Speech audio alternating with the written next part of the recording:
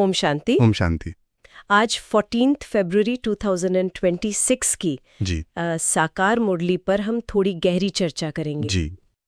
और बाबा ने आज सार में कितना कितना मीठा कहा है। कहते हैं, मीठे बच्चे, तुम सर्वोत्तम सौभाग्यशाली ब्राह्मण कुलभूषण हो, तुम्हें स्वयं भगवान बधाइयां देते हैं। वाह, मतलब ये शब्द सुनते ही आत्मा जैसे एकदम खिल उठती है। हाँ, खिल उठती है।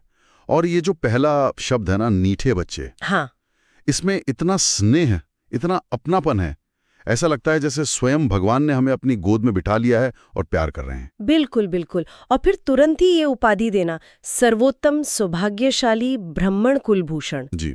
ये कोई साधारण बात नहीं है। हम कोई साधारण आत्माएं नहीं है। नहीं, हम ब्राह्मण कुल के भूषण है, गहने हैं। ये नशा कितना ऊंचा है। मतलब देवता भी इतने ऊंचे नहीं जितने हम संगम युगी ब्राह्मण हैं। बिल्कुल।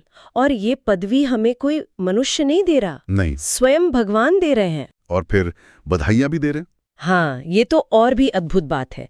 आज त्रिमूर्ति शिव जयंती है। हम बच्चों को बाबा को बधाई देनी चाहिए। और बाबा हमें हमारे श्रेष्ठ भाग्य की बधाई दे रहे हैं। वाह, ये पिता और बच्चों के बीच का जो दिव्य प्रेम है ना, ये उसकी निशानी है। सच में। चलिए आज के प्रश्न पर आते हैं। बाबा ने एक बहुत ही गहरा सवाल पूछा है। प्रश्न है, बाप बच्चों को संगम पर ही सृष्टि का समाचार सुनाते हैं, सतयुग में नहीं, क्यों? और इसका उत्तर भी बाबा ने बहुत ही तार्किक और स्पष्ट रूप से दिया है। हाँ, बाबा समझाते हैं, क्योंकि सतयुग तो है ही आदि का समय। उस समय सारी सृष्टि का समाचार अर्थात सृष्टि के आदि मध्य अंत का ज्ञान कैसे सुनाए?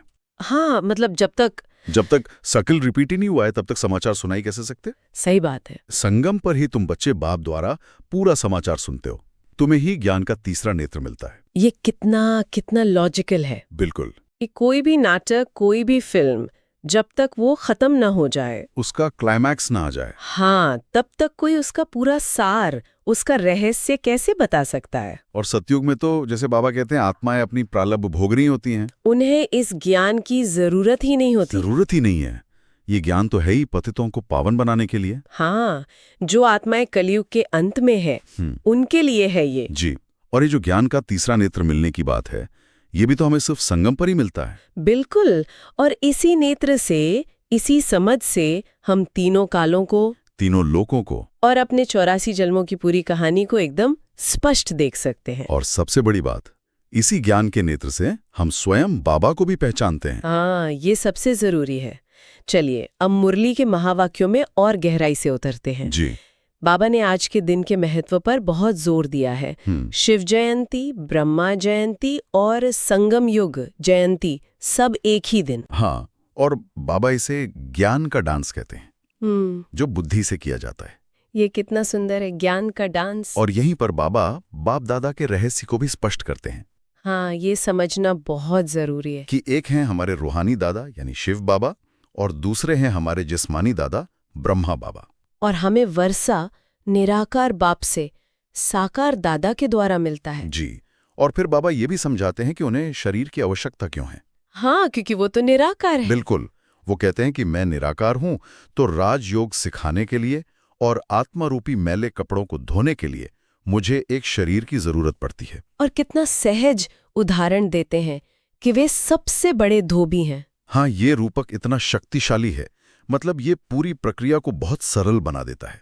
कोई बहुत रहस्यमयी चीज नहीं लगती, बस एक साफ सफाई की प्रक्रिया है जो भगवान खुद कर रहे हैं। जी, एक सेवा के रूप में। आगे बाबा ब्राह्मणों के महिमा पर बात करते हैं।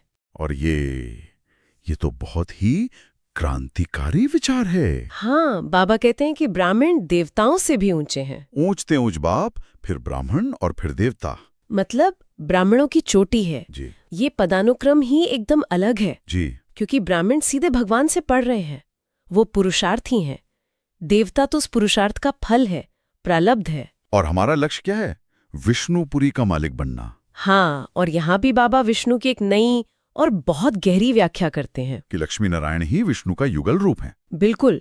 विष्णु की जो 4 भुजाएं हैं, वो 2 लक्ष्मी की हैं और 2 नारायण की। तो हमारा लक्ष्य किसी एक देवता में विलीन होना नहीं है, बल्कि वो आदर्श, संतुलित संप्रभुता की स्थिति हासिल करना है, लक्ष्मी नारायण बनना है। जी। आगे बाबा एक बाप की महिमा पर बहुत जोर देते हैं। हाँ, वो कहते हैं कि सारी दुनिया में एक बाप के सिवाय किसी की इतनी महिमा नहीं है। और भारतवासी, हम ही तो सीधे शिव बाबा के बच्चे थे, पर हम ये भूल गए हैं। अच्छे कर्म किए तो धनवान बना। वैसे ही लक्ष्मी नारायण ने कितने श्रेष्ठ कर्म किए होंगे जो वो विश्व के मालिक बने। और बाबा हमें वही कर्म कर्म विकर्म की गति समझा रहे हैं, ताकि हम भी वैसे श्रेष्ठ कर्म कर सकें। बिल्कुल। और दुख में सिमरन के रहस्य पर भी बाबा बात करते हैं। हाँ, कि सुख में तो कोई याद ही नहीं करता। स्वर्ग में जब बाप का वर्षा था तो सब सुखी थे, याद करने की जरूरत ही नहीं थी। अब रावण राज्य में दुखी हुए हैं, तभी तो पुकारते हैं, हे पतित पावन आओ। ये सब कितना जुड़ा हुआ है। जी।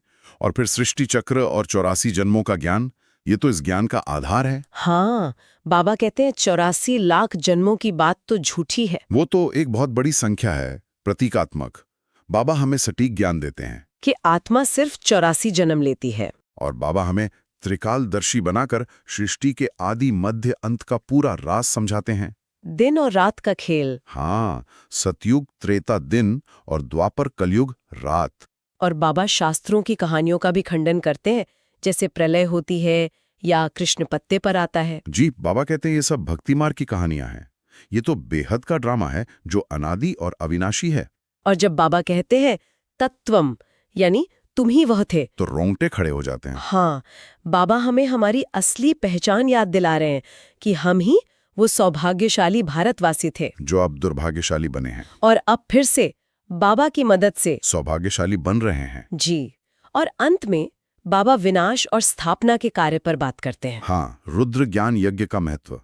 बाबा कहते हैं कि विनाश तो सामने खड़ा है और इसी रुद्र ज्ञान यज्ञ से मनुष्य से देवता बनने की प्रक्रिया चल रही है। बाबा कहते हैं, मैं तुम्हारे लिए हथेली पर बहिष्ठ स्वर्ग लेकर आया हूँ। ये कितनी बड़ी बात है। ये मनुष्य से देवता बनने की पाठशाला है, भविष्य के 21 जन्मों के लिए। और ये भी स्पष्ट करते हैं कि पावन और पतित दोनों भारत में ही होते हैं। हम ही योगी थे, फिर भोगी बने, 84 जन्म लेते लेते पतित बन गए। और अब बाबा फिर से हमें पावन बना रहे हैं और ये पुरानी दुनिया अब खत्म होगी। तो इन सब महावाक्यों से जो धारणा के लिए मुख्य सार निकलता है, पहला बिंदु बहुत शक्तिशाली है। देवताओं से भी ऊंच हम सर्वोत्तम ब्राह्मण है। इस रूहानी नशे में रहना है, ज्ञान और योग से आत्मा को स्वच्छ बनाना है। और ये नशा, मतलब इसे दिन भर अपने अंदर धारण करके रखना, यही असली पुरुषार्थ है। हाँ, जब हम कोई भी काम कर रहे हैं, किसी से बात कर रहे हैं, तो ये स्मृति अंदर रहे कि हम साधारण नहीं हैं, हम ब्राह्मण कुल की भूषण हैं। इससे हमारे हर कर्म में दिव्यता आ जाएगी। और ज्ञान और योग से आत्मा को स्वच्छ बनाने का मतलब है लगातार आत्मनिरीक्षण करना, अपनी कमजोरियों को पहचानना। जी, और उन्हें बाबा की याद की उस शक्तिशाली योग अग्नि में रोज भस्म करना। बिल्कुल।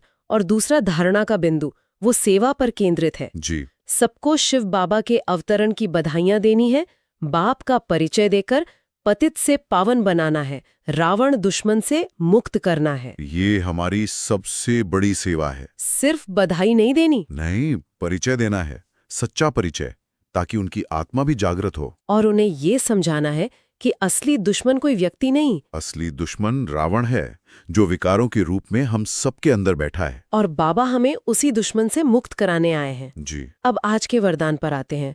बाबा का वरदान भी कितना सुंदर है।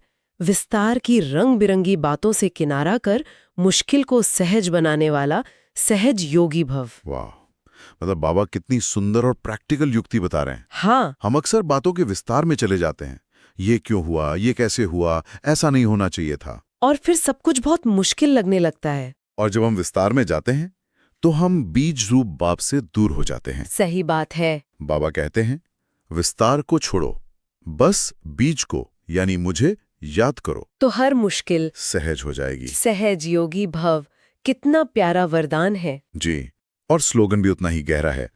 मैं और मेरेपन की अलाई को समाप्त करना ही रियल गोल्ड बनना है। अलाय यानी मिलावट। हाँ, आत्मा तो है ही शुद्ध सोना, लेकिन उसमें मैं और मेरेपन की देह अभिमान की मिलावट आ गई है। तो जब तक ये मिलावट है, तब तक आत्मा अपनी असली चमक में नहीं आ सकती। सही। इसी अलाय को समाप्त करना, यही सच्ची दिव्यता को, रियल गोल्ड बनने की स्थिति को पाना है। वाह। और अंत में अव्यक्त इशारा भी बहुत महत्वपूर्ण है, खासकर सेवा के लिए।